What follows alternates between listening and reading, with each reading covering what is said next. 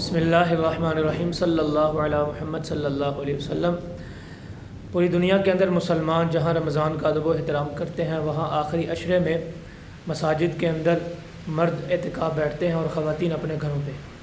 ایک مسئلہ قابل ذکر رہتا ہے کہ اگر کوئی خاتون گھر پہ اعتکاف بیٹھے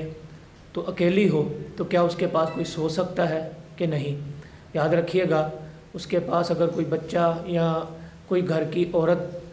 سوئے تو بالکل جائز ہے، کوئی مسئلہ نہیں، لیکن شوہر کو تھوڑا سا اجتناب کرنا چاہیے، اس وجہ سے کہ یہ نہ ہو کہ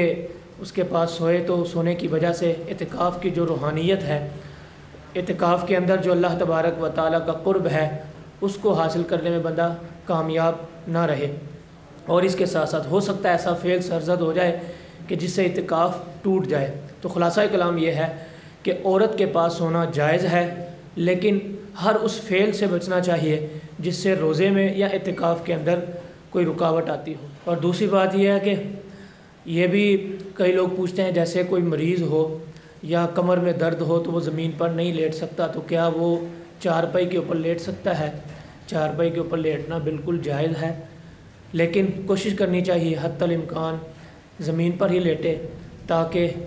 عاجزی اور انکساری پیدا ہو اور اللہ تبارک و تعالیٰ روزے کی روحانیت عطا فرمائے۔